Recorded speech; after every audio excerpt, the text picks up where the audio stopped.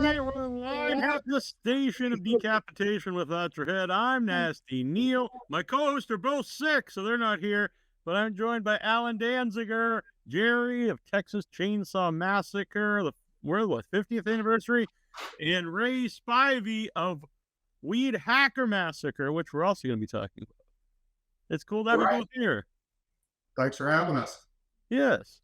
So we're going to talk about both things, but I do want to ask right off, since it's the 50th anniversary, how Alan, has your feelings of being part of Texas Chain Saw Massacre changed over the years? You know, from right after it was made to maybe 10 or 20 years till today. Well, frankly, I'm starting to like the movie. Well, I'm glad it's growing on you. Yeah, I mean, it's amazing that when we were filming it, I don't think any of us thought it was going to turn out the way it did. I think back then there was a phrase to say it's a turkey. That wasn't a good thing.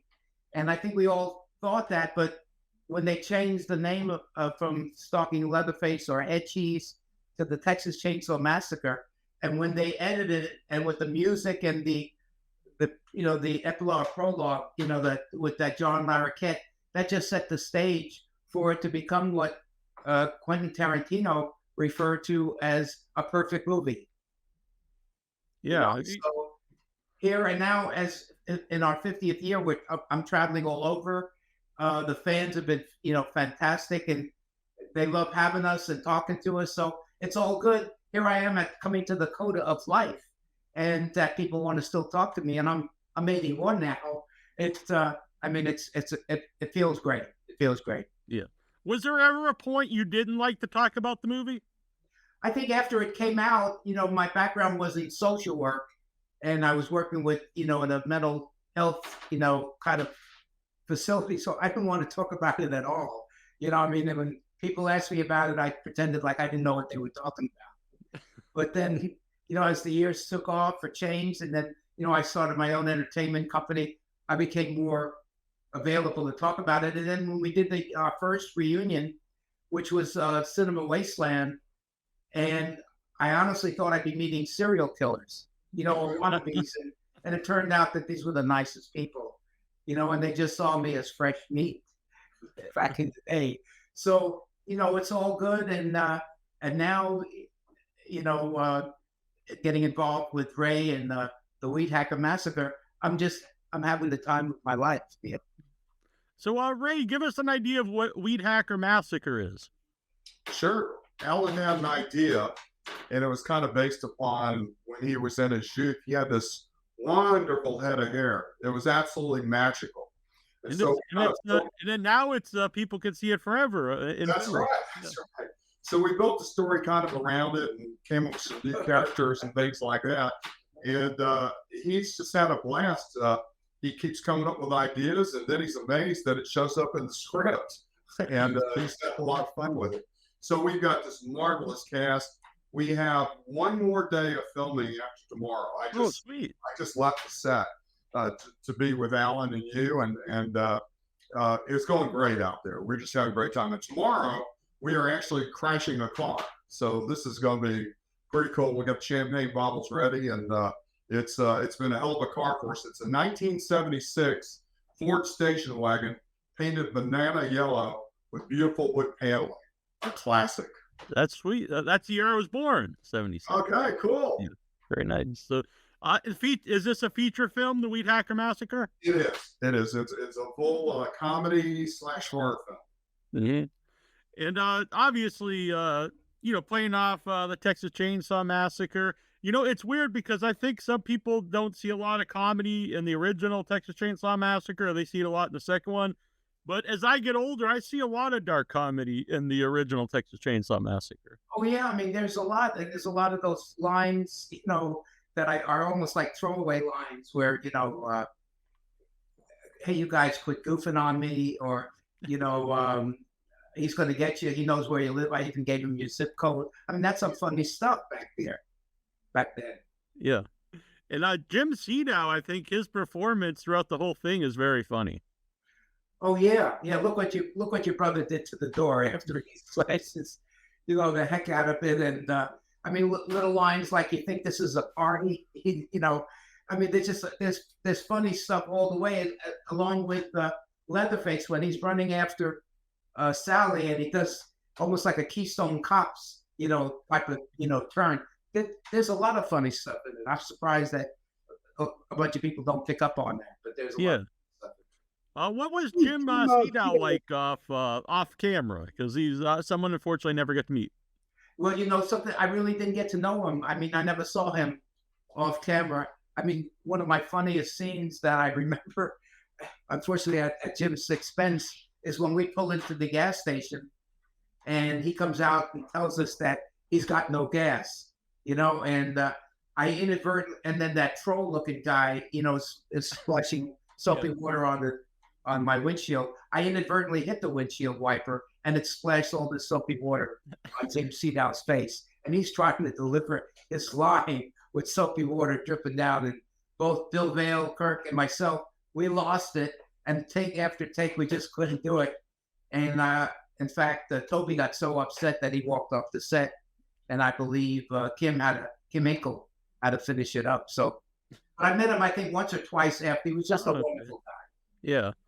Now, you worked with Toby before Texas with for movie Eggshell. So, like, how did you meet him originally? I met him, I think, in a social setting. He was friends with the neighbors downstairs, Sally Richardson, who actually was the assistant, I think, director on Eggshells. And so I met Toby, and when he was doing Eggshells, the couple that was ostensibly the movie was about, they were doing volunteer work with me. I was working with the folks in East Austin, and he asked if he could come and, you know, shoot a scene at my house. And from that, you know, it developed where he had me in the movie throughout the whole, you know, the whole time. And that's the reason, I guess, when the movie came out, nobody saw it. I think about 30 people saw that movie. And I didn't hear anything for about 4 years. And then I got a call. And I think it might have been Toby, it could have been Kim. I don't remember, it's so long ago. And they said they wrote this movie and they had this part for me to play. You know, I wasn't an actor, and you look at some of the reviews of the movie, you understand why they were saying that. So, you know, it was just one of those things. But in Eggshells, you did come up with an iconic line well before somebody did. That's true. Thank you, Ray. Thank you, Ray. The check's in the mail. And there's a line where have you seen Eggshells, Neil? I have not, unfortunately. I can't talk to you then. I'm sorry. The interview is over. Yes. We're at the at a stairway, and Kim Hinkle, who wrote Chainsaw, is reading poetry to me, some kind of gibberish. And I'm looking around like, how did I get into this situation? And I finally look up and I say, "Are you talking to me?" Oh, wow. Line was said 7 years before Taxi Driver, before Robert De Niro uttered that line. So I never got my props for that. And I'm still looking for somebody that could take this up, you know, as a pro bono or Sonny Bono or Perry Como or just plain Bono, you know, to help me out. But that's show business. But in Driver, they actually showed a clip of Chainsaw, right? That's right. That's why I believe that they must. Oh, interesting. Yeah. The clip of Chainsaw with, you know, Robert De Niro, and the guy that wrote.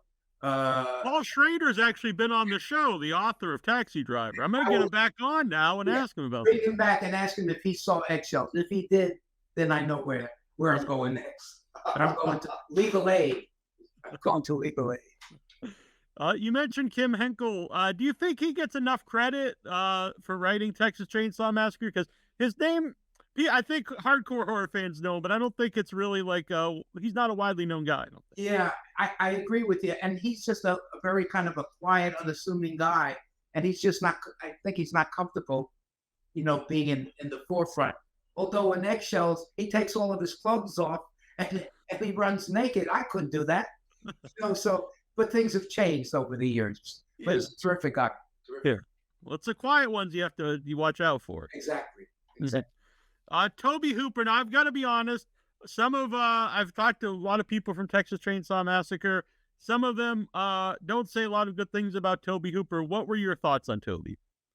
Well, and I kiddingly say he died by popular demand, but I'm joking. I'm sorry to laugh at that, but yeah. He actually, he was very nice to me. I met him in a social setting, and he was nice to me. So I guess it depended on the situation. He had some issues and some problems that might have affected. But he knew what he wanted in Chainsaw, because he kept us apart. The victims, I never saw Leatherface in his costume until I get killed. So my reaction was truly my reaction after, when I see him. Yeah. On one of the commentary tracks, Gunnar actually says, so the first take of that scene, you scream and you actually ran out of the room. You are correct, sir. In fact, they ended up yelling cut and coming over, so you got to wait for Leatherface to come into the frame. I still was freaked out.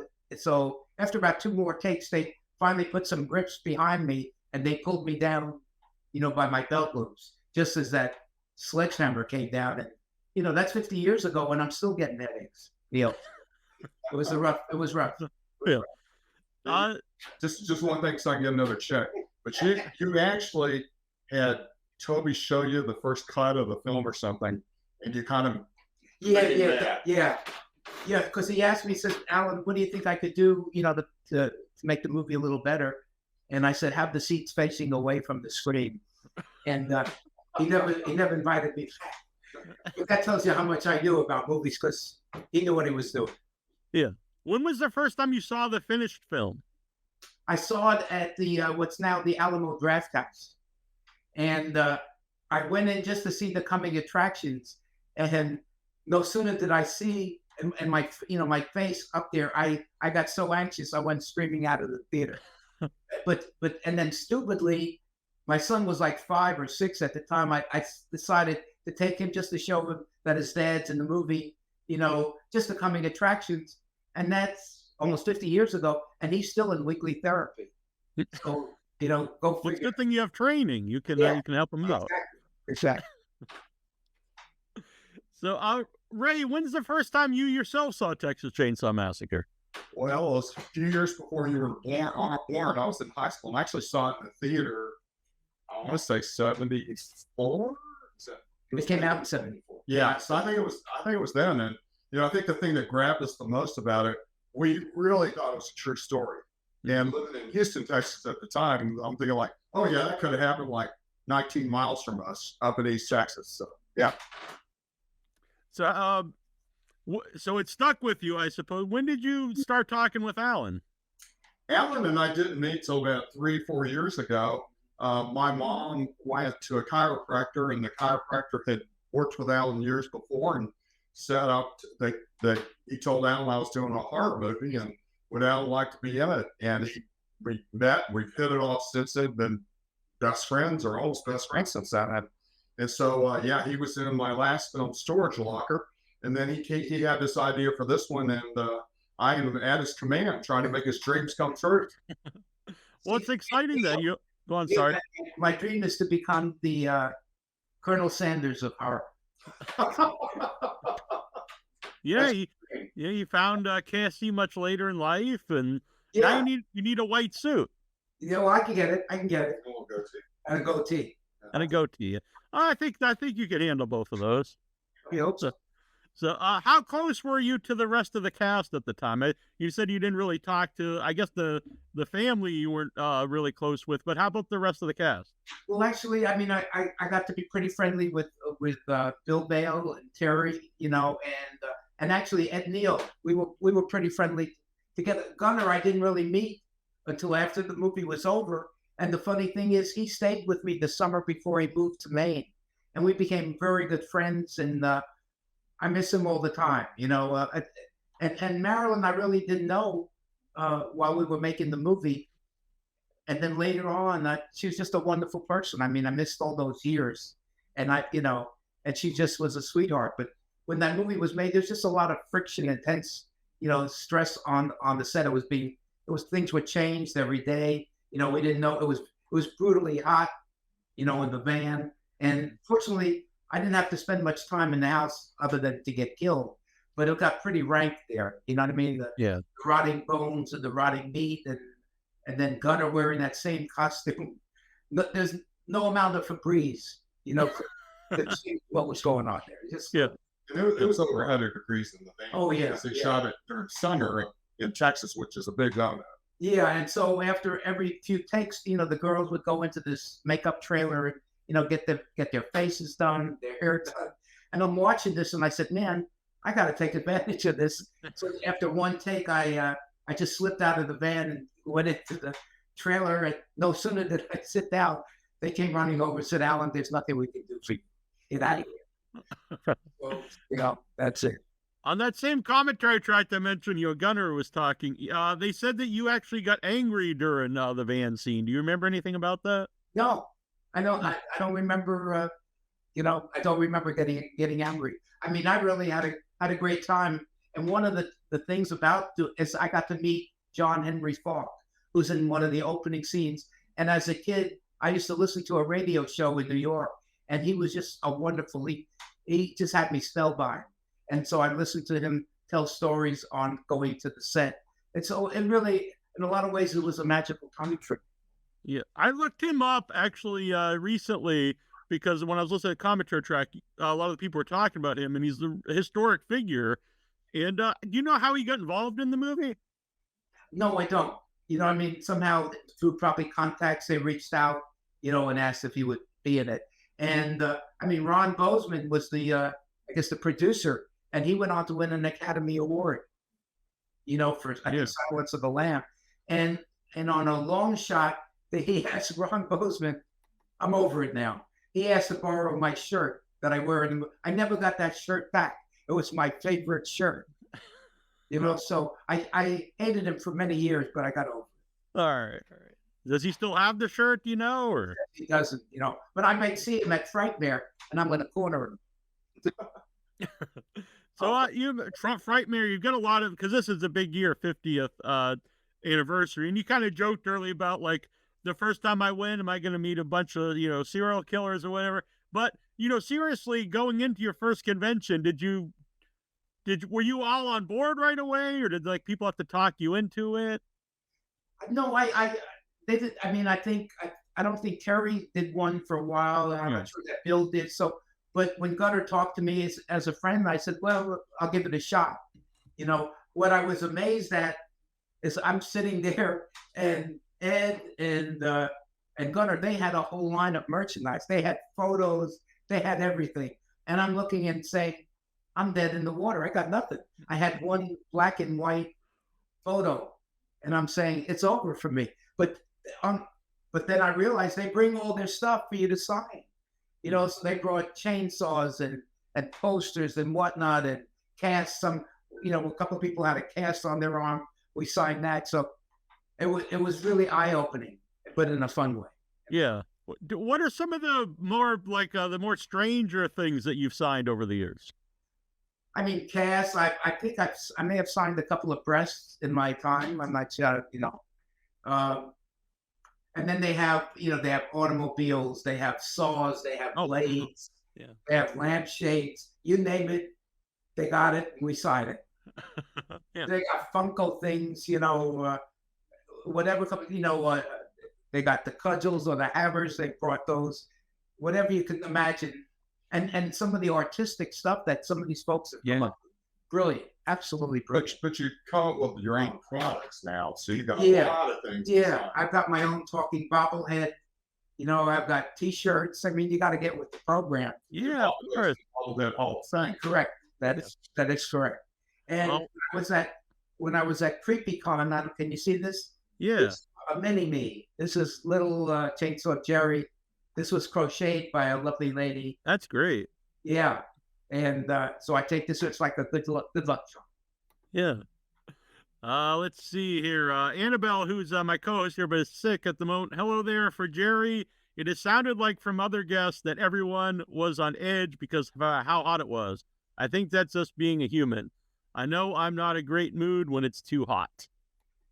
Yeah. No, and there was no air conditioning in the van. And then you've got people, you got the sound guy and Daniel Pearl and Ted Nikolai. And you got Toby, and it usually has a cigar. It's like a Eric von Stroheim type of character. So it was brutal. But you know, looking back, it's what made that movie so believable. Yeah. The grittiness, the sweat. You can't beat that. And I think that's what people to this day say. It's so believable what happened to us. Yeah. I mentioned this before on the show. So Annabelle and I went to see Texas Chain Saw Massacre years ago on a 35 millimeter print at a theater we go to. They do midnight movies, and it was actually a bad print, but it added to the movie. And then at the same theater we went to see, it was like a restored version, and it was clearest I've ever seen it. But I actually thought it was way less powerful, all cleaned up. And I think the movie works much better when it's a grainier cut of the film, because it almost feels like you're watching something you're not supposed to be watching. Yeah, but even with the graininess, I mean, it was really beautifully shot. And some of that has to do with Daniel Pearl. He did a masterful job, and I think it was his first movie. He was like 26, 27, and he's gone on to a very, very illustrious career, doing a lot of music videos for Michael Jackson, Mariah Carey, all kinds of folks. And everybody that I've gotten to know after the movie, I mean, they're all done real well, and they're wonderful people. Yeah, like the shots, when they're walking up to the house and you can see the real pretty sky and the sun shining down, which kind of adds to the feeling of the heat and stuff. All that stuff looks great. Oh, yeah, you see Leatherface. With the catch me walking up to the house. It's beautifully shot. This might be kind of a weird question, but in the van scene, since all the other actors, they're looking at the hitchhiker, talking to him, and you're mostly looking the other way because you're driving. Right. Was that awkward at all? Because you kind of have your back to everybody. I don't remember. I mean, I had the rear view mirror, so I could catch glance. I guess I wasn't driving that fast. I never got pulled over, so it worked out. It worked out. What did your family think when they see the movie and they see you getting killed? Pretty hardcore in the movie. That's an interesting thing. When the movie came out, my parents were retired and living in Florida, which is the law, if you're over a certain age. And when the movie came out, it's 1974.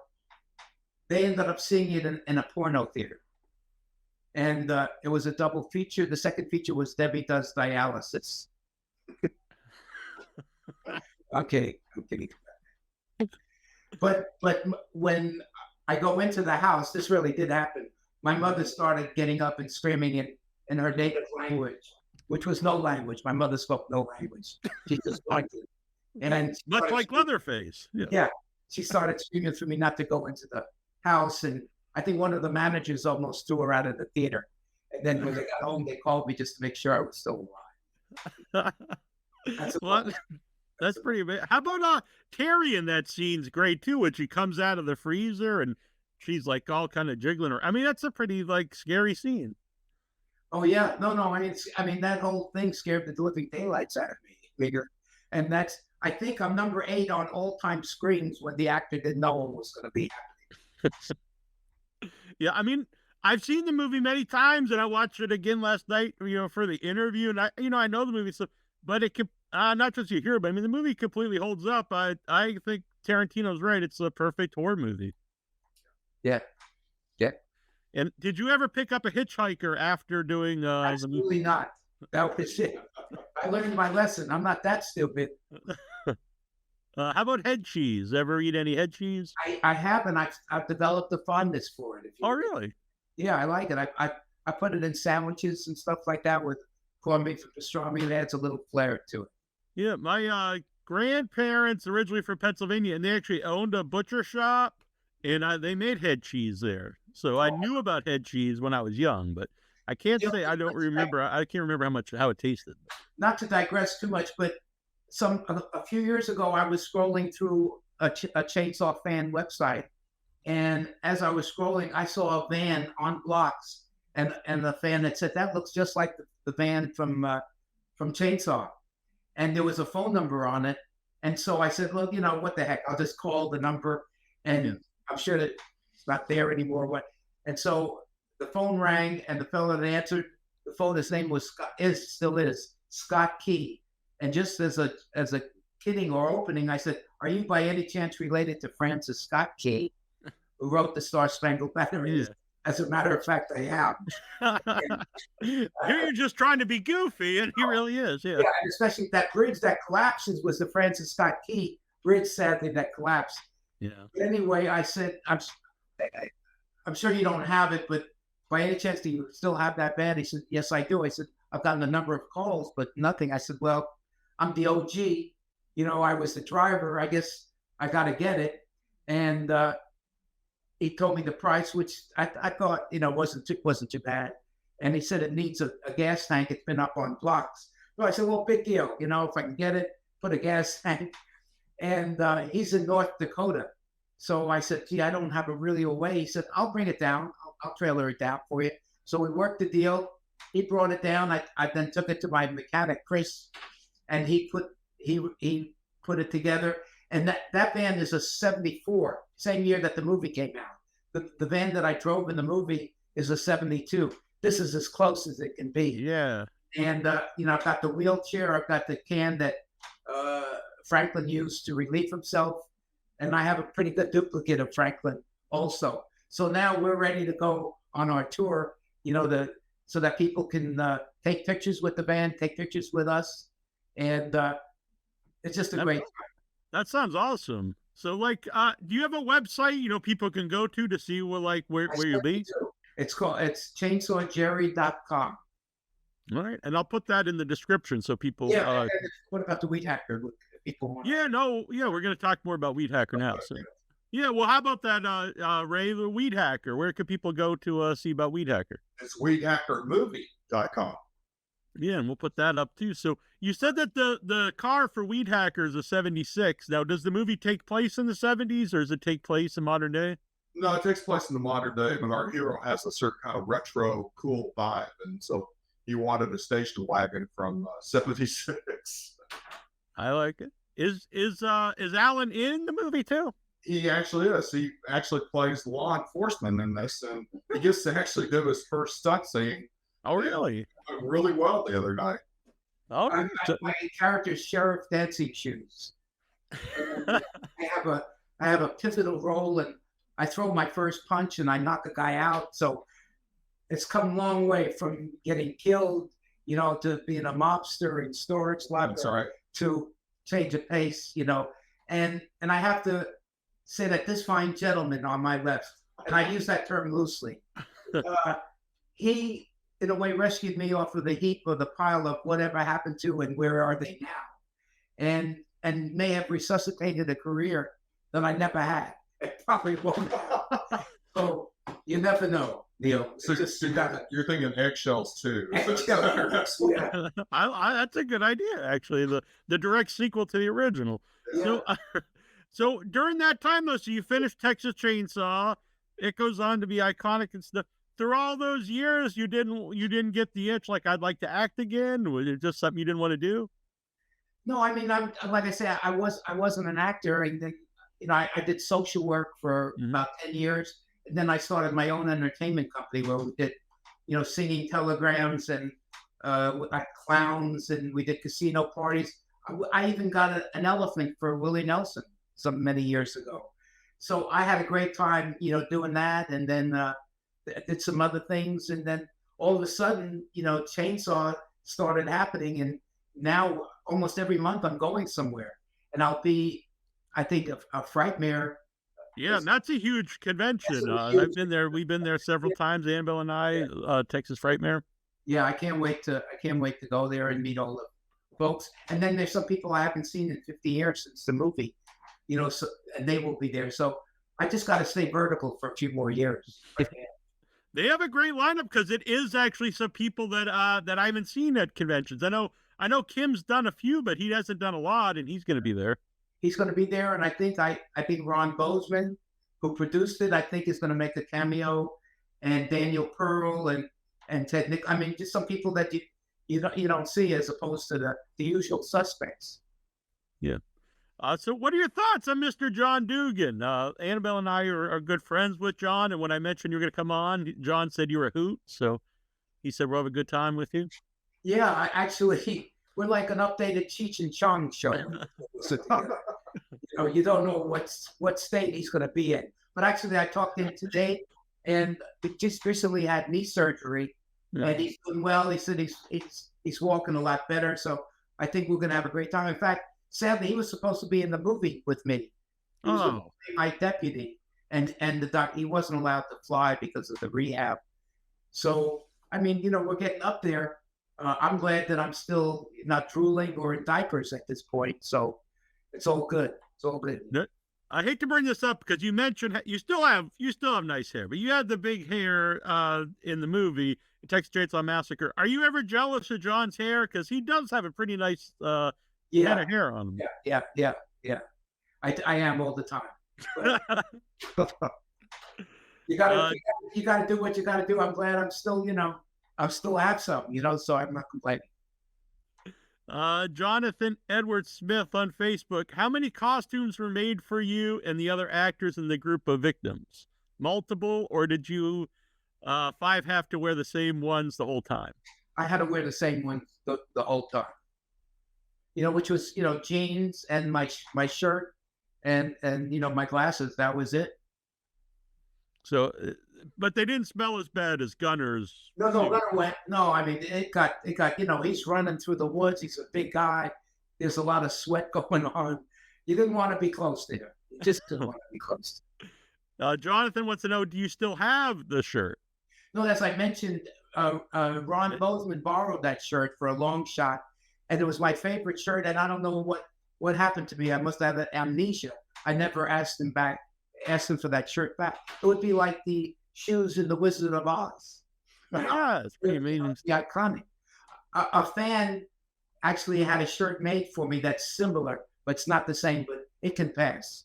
I might wear it at Frankfurt. The Framer, I think that's pretty cool. Bill DeFrance says, you owned a novelty shop, and you had fake puke and squirting flowers and whatnot.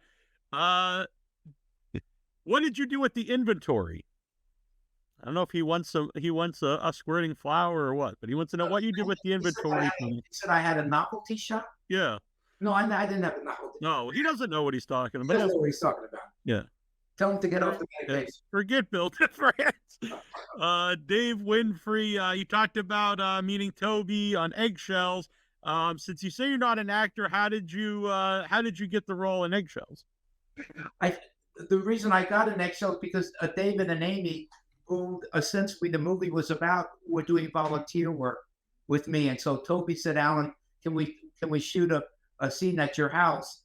And based on that, they just kept adding scenes for me to be in it. Actually, my wife at the time was helping Amy with her wedding dress, and my son was like 8 months old. He's 54 now, and he still hasn't seen Chainsaw. He still hates me for taking him to see me coming in trash. So I thought he wasn't old enough yet to watch, but he will be soon. Yeah. John Howard wants to know, do you think the guy washing windows, who you mentioned earlier, is actually in on what the family's doing? It could have actually been part of the Chainsaw family. No.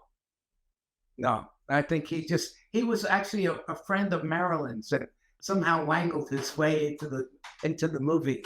And he's got that right look. I mean, he's a weird looking cat. Yeah, he's just sitting there staring into the sun. Yeah. Yeah, everything works. You got to say it. I mean, Jim Sedow is perfect. I mean, everybody. It's just great in the movie. Yeah.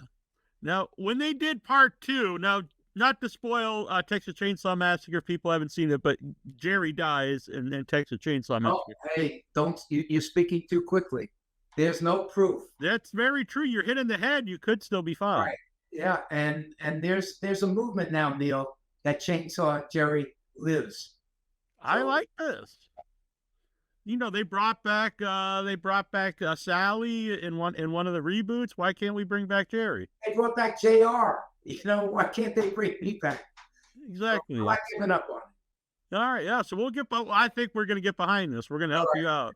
If Nasty Neil says it, no one really cares, but we'll still get behind it and try to get in the words. But were you ever approached to be in the sequel or any of the sequels? No. I mean, I'm in the 3D movie because right, with the family at the beginning, yeah. Movie because they used a Polaroid, And the funny thing is, I got more money for not being in the movie than I got for being in the movie. So go figure that out. Well, I mean, I don't know I don't know if that's a ringing endorsement, but if you can get paid not to be in something, I think, that's good. For sure. Yeah. People pay not to hang out with me, so I understand. Okay. But did you watch any of the sequels, and do you have any thoughts on those? I watched the one with Jessica Biel. I like that. I did like the 3D movie because of just the effects, and Alexandra Daddario was just gorgeous. So I enjoyed that, and I enjoyed the Netflix movies in many ways. And actually I got to meet the Mark Burnham, the Leatherface, wonderful guy, and I got to meet David Blue Garcia, who directed the Netflix movie, also a terrific guy. So, and some of the others I just didn't really care for that much, but it's all good. When people compare that to the original, we still come out number one. Yeah, very few people are going to say it. And no matter if they reboot or make sequels, the original's still there. People can watch it. It's not like it disappears or something. Yeah. Annabelle says, do you have any particular storyline in mind for Survivor Jerry? I do, but it's too early. I cannot because it's confidential yet. All right. So I can't disclose that, but there's some ideas. There's some ideas. Well, if they keep waiting, it's going to have to go to nursing home. That's right. Ray, would you be interested in being involved in the Survivor Jerry movie? I really would. Yeah, anything to help Alan out. He's got his whole team of us that are there, and we are standing by. So the Weedhacker movie, you said you have 1 day left to film. So when did you actually start shooting it? March 5th. And we're real lucky at Texas. It's been very cold here, and we've only had 2 rain days. So we feel very, very fortunate. And I saw on the website when I watched it's a short trailer, Poker Face is the killer. Who plays Poker Face and who designed the mask for Poker Face? I designed the mask, and it's a friend of ours, Sean Rania, who is 6'5", 290 pounds. And when he first showed up the first time to film the trailer, our director, Jody Stelzick, had made a real Weedhacker with a metal blade, and it's gas powered. And Sean shows up real big with the mask. We were scared, and we knew it was him in that. He was absolutely terrifying, and does a great job in the movie from everything we've seen. This movie is going to be one of those, after you stop laughing, you'll start screaming. That's just how it's going to be. I do think horror comedies work best when the horror still works in the movie. So it can be funny, but then the horror stuff is still, you can have cool gore and everything. Yeah, right. But yeah, we have Jason Settner, has done a lot of our practical effects. So we got very practical on a lot of stuff, and it really looks great. Awesome. So what are your plans for it once it's completely finished? Do you want to do festivals, or what are your ideas? Yeah, we're going to do a festival run, and at some point we'll release it to our agent and see who's interested in buying it. I have no doubt we'll sell it. And then comes the question is, with most things now, does it go right to streaming? Is there a small chance you can get a theatrical run? And we'll be real happy. But Alan will be out there promoting it and probably signing his life away on various lithographs and posters and things we have in it. But it's going to be, we're looking for another fun year after the 50th anniversary of Chainsaw. Yeah. Well, you kind of joke about that, but it's like a built-in some publicity. Alan's already out there. You sign autographs. Hey, check out my movie that's coming out soon. Yeah. In fact, this Saturday I'm going to be at the Mean-Eyed Cat Bar, which was a location where they shot Chainsaw 2. And Dennis Hopper goes into that place to get some chainsaws. It's a bar, and it's a real neat facility. And I'll be out there Saturday night signing autographs, and that's where we're having our cast party. So the rap party. So I'm really looking forward to seeing all the folks that made it. It was very professionally done. I was real pleased that I was on set on Saturday out on the ranch outside of Bastrop County. That was just simply gorgeous. So the settings for some of the things that Ray has done, and he's been a magician putting this whole thing together. He's a very unassuming guy. Not so much me, but He really is, and he's just an absolute doll to work. Very cool. Yeah. Well, you're a good spokesman for Weedhacker Massacre. I'm looking forward to it. And festivals are fun, and plus, some conventions have their own film festivals, so that could work. And you mentioned, maybe a small chance of theatrical.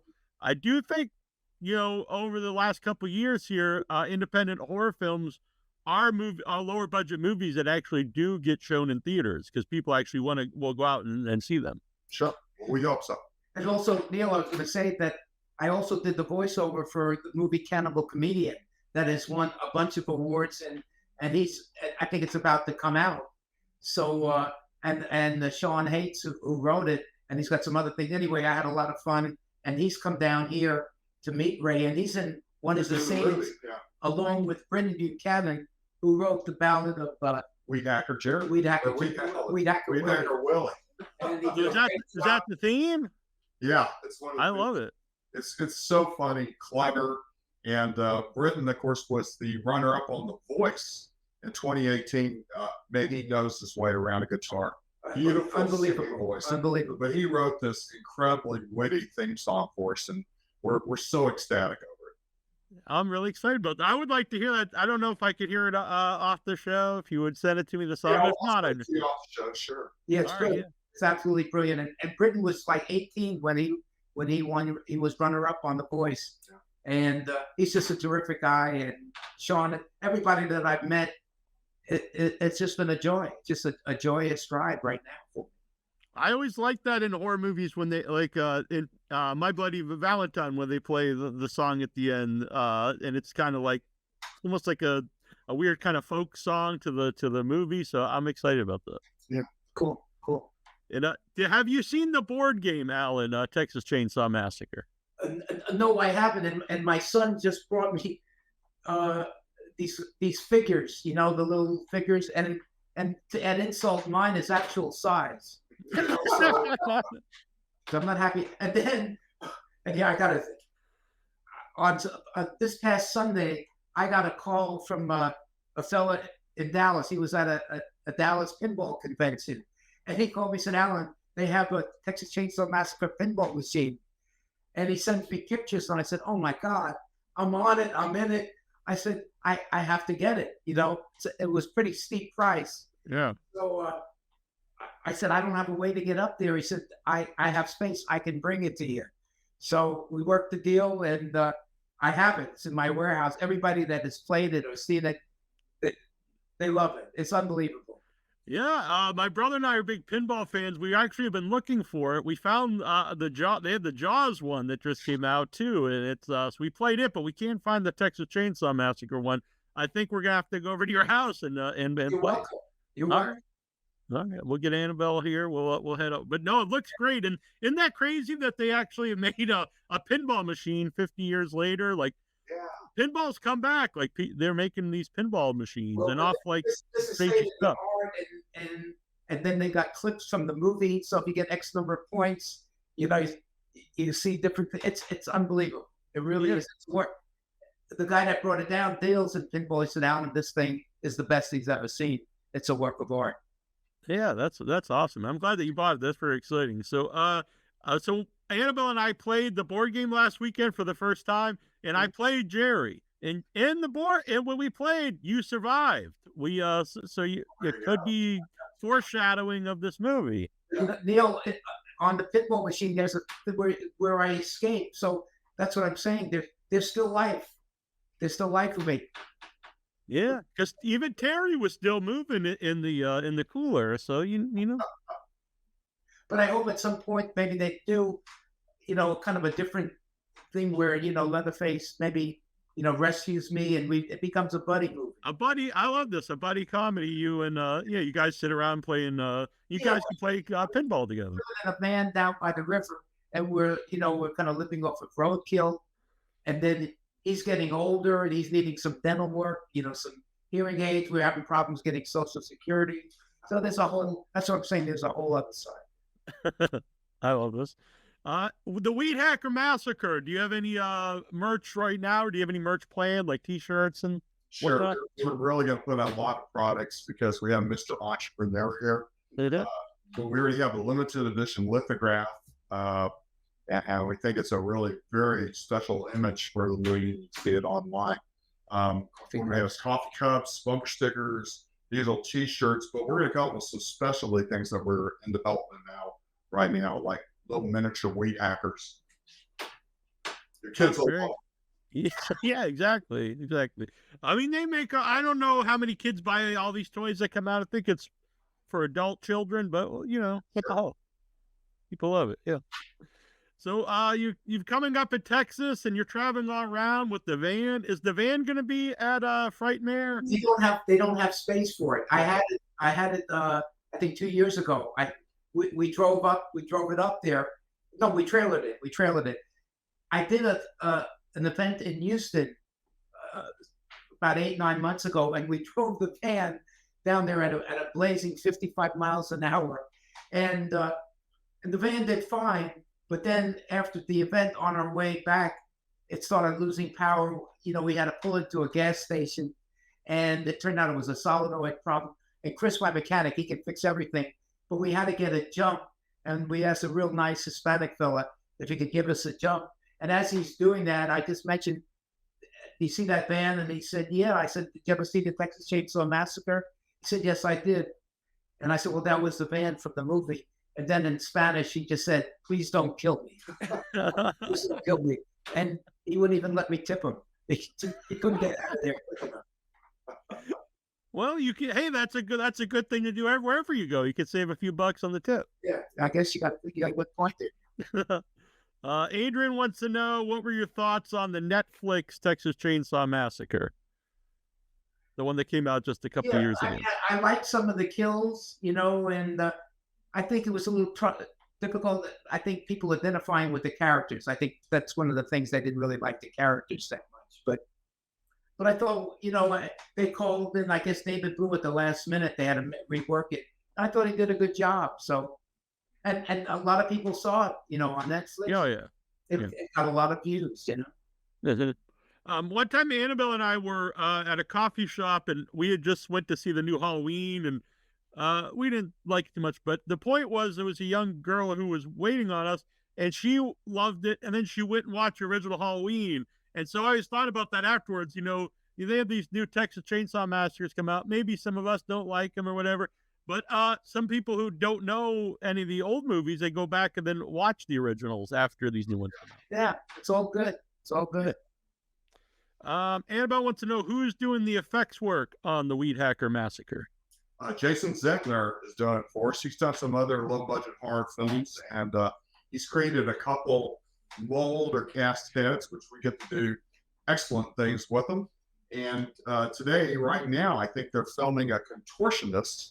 Really? She's a yoga instructor, and she's getting at a contortion death pose with a little bit of blood. So I'm missing it, but it was working here. But we can't wait to go back and see the footage on it. Yeah, that sounds awesome, and I appreciate coming here for that. But I'm really excited about this. This is and it's cool that you guys are so excited about this. It's funny and a lot over the top blood scenes and horror. I think you're really gonna enjoy it. Yeah.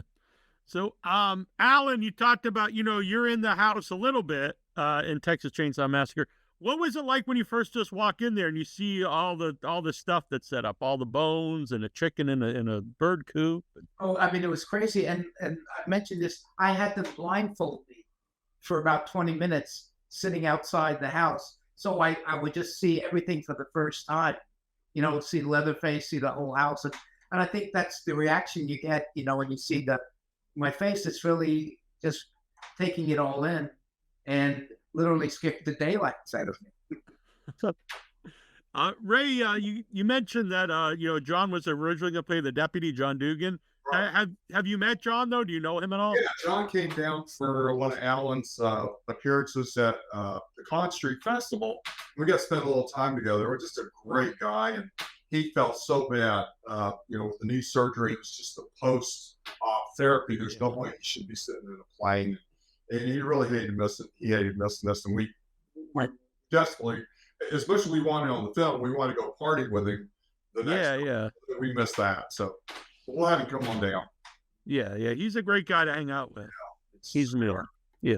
So, but hopefully maybe you can work him in somehow, even if it's just a little cameo. The sequel. There you go. Yeah, or the Jerry. I'm tired.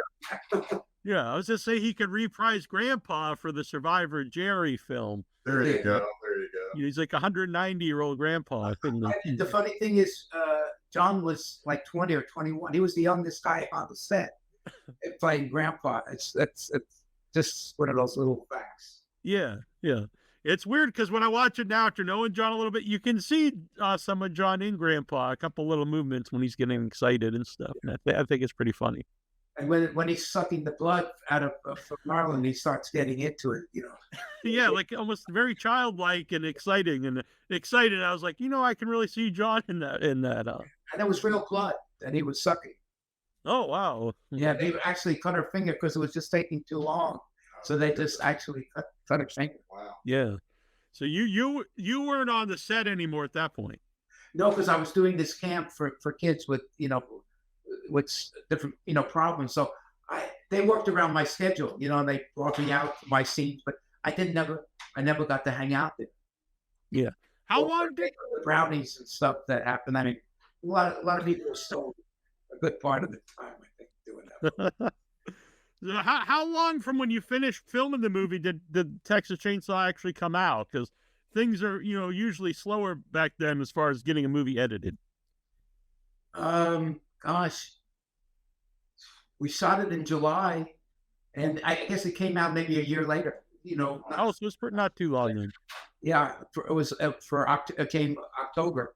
We shot it in '73, came out in '74. Now, what was Paul like? Because it's another guy I never got to meet. That's the other thing. We all hated him. I actually get that impression, in some of the commentary. But it turned out he was the sweetest guy.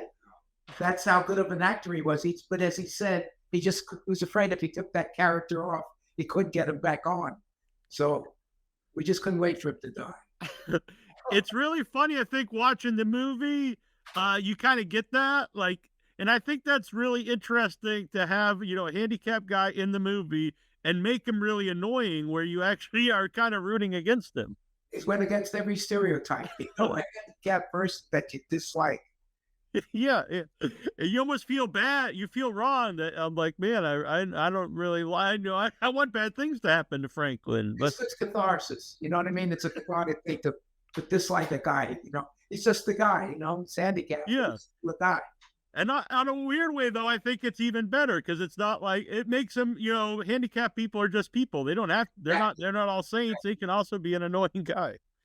And when I was at CreepyCon, a fella who dressed like Franklin brought me the same can that Franklin used to relieve himself. He brought me one of those cans, so it's in my van.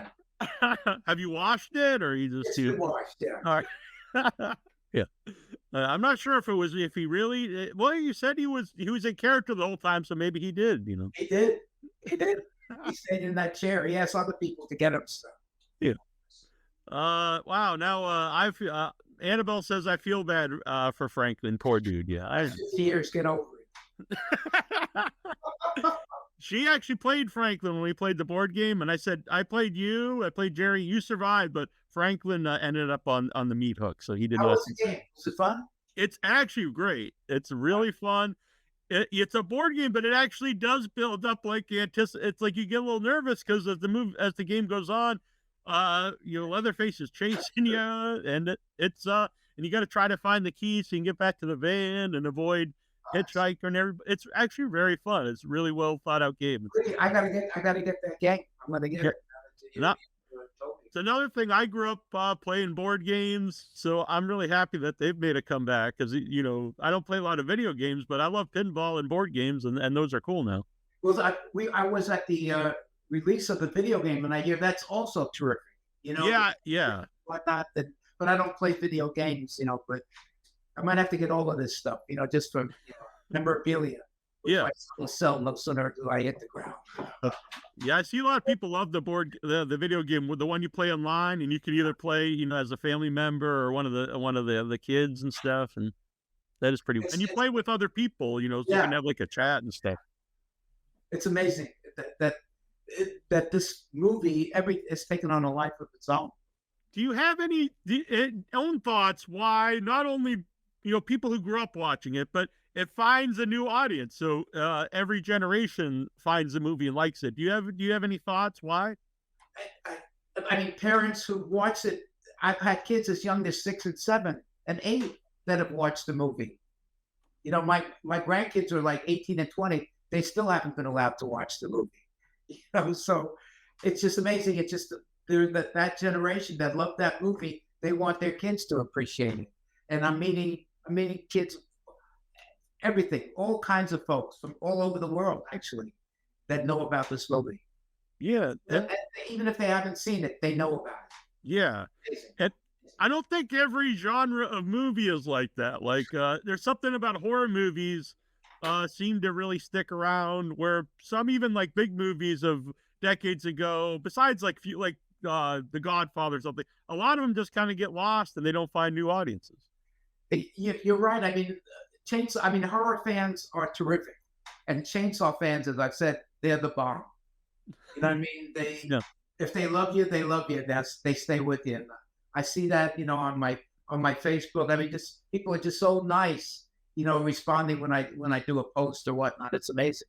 Mm-hmm. Now, are you yourself a horror movie fan? No. The interview is over, but no. I like good stories, emotional. I like to cry in a movie.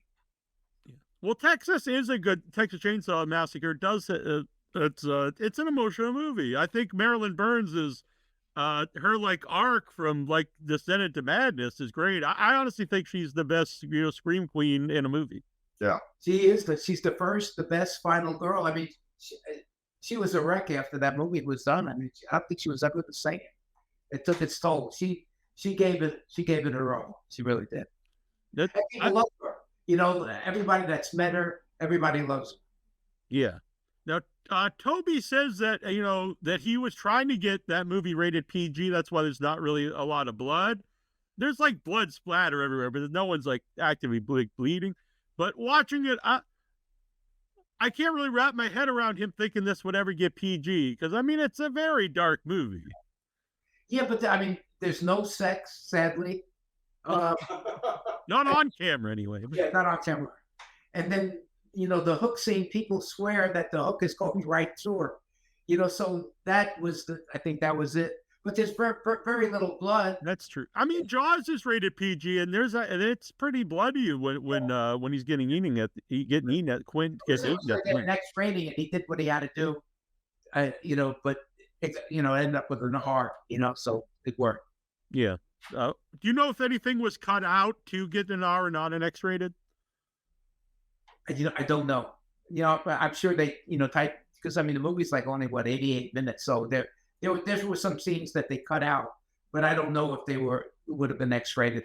There may have been more, blood or more, scary stuff with the chainsaw. But the chainsaw is really you only see it when it kills, I think, Franklin. Yeah. Yeah, and he has it when he's like around one of the characters, but he's not like actively using it. Yeah, you see him when he's getting ready to cut up Bill Vale, but then it cuts to the windmill, and it's just very well done, very well edited. Yeah. So, Ray, Weedhacker Massacre. I know you had a GoFundMe, a crowdfunder at one point. Is that still active? No, it's not. We might do another one later, but we've actually found a lot of independent private financing. So it's great to have. Oh, that's awesome. Friends of friends and things like that. So it's been really terrific. Annabelle wants to know what are some of your favorite films, Alan? So you said not necessarily horror movie. What are some of your favorite movies? Well, one of the sound guys asked me when I was on set for Weedhacker. He said, "Alan, are you having a good time?" And I said, "The last time I think I had this much fun was at the premiere of Schindler's List." But that actually is one of my favorite movies. It is a great movie. Shawshank Redemption. Another great movie. There's a movie that a friend just saw that I liked, Brooklyn, with Saoirse Ronan, a beautiful little movie. I like the movie that had, I think, one of, what's his name? Burt Burt Reynolds, Oh yeah. the last Movie star. movie star. It was a sweet movie. I like those kind of movies. I've not seen that movie actually. I know I've got all the horror stuff, but I just like movies in general. But I've actually don't think I've seen on the last movie star because it's kind of I could relate to that. relate. Yeah, it's he's a big movie star is down to his last part of his life and basically gets asked to a movie con, and it turns out to not be a very good movie con. So, But they love his character. Yeah. And he just trashes them, and then you see the change as it develops to where he says, "I don't deserve this award." You know, it's a sweet movie. It's a very sweet movie. Did you try to hide your accent at all when doing Texas Chainsaw? What accent? You know, like, you know, maybe not necessarily an Austin accent. It's kind of a little maybe. Well, I to this day I said, "How does a kid from the Bronx?" Yeah, in the cult classic text. That's just how it is. You know, what can I say? You know. Yeah. I don't think I ever thought about it until recently. I was like, you know, like this accent really stands out in the movie. But when I was watching it for years, I never even thought about it. But I guess that's like most people. Yeah. But Annabelle says, yeah, you love movies with powerful stories. So, yeah. So we're going to include the links to everywhere, see where you're traveling with the van. I love that idea. I think that's awesome. And I definitely would like to play the pinball game with you. I think that would be great. You make it down here and you got it, buddy. All right. bring John with it. Yeah, that would actually be amazing. Me, Annabelle, John come down, play pinball. Yeah, that would be sweet. Nightmare. It might be sold out by now, but that's in Dallas. And then you could meander down here, and you could go to see the house that's in Kingsland. You know, the house, the gas station is in Bastrop. So you could do the whole Texas tour. I love this idea. Well, we'll have to work on this. And the Weedhacker Massacre, I'm really excited about this, Ray. Thank you. That's great. Yeah. So keep us informed what's going on. We'd love to have you back, you know, when the movie's, you know, either going to hit festivals or whatever, you know, you have some news about it. Thanks a lot. And this has actually been just a treat. I've enjoyed this. I've enjoyed this interview. I think you get us, you know what I mean? And it just flowed, and it's been a real privilege to talk with you. And thanks for being online, Annabelle. Wish we had been able to see you. But Yeah, she really wanted to be here, but she's been sick for the last few days. But I'm glad she at least made it here in the chat and sent in some stuff. Thank you. And let me know when I can see this, you know. With the Yeah. I'll send you the link. It'll be up. Well, it's live right now, but it'll be up tomorrow for everyone to check out everywhere. And I'll tag you everywhere. I'll be real annoying and keep tagging you. Not at all. I love it. Thank you very much, and have a great rest of the Thank you. You as well. Take care, Alan, Ray. It's good to meet you both. And we'll talk soon.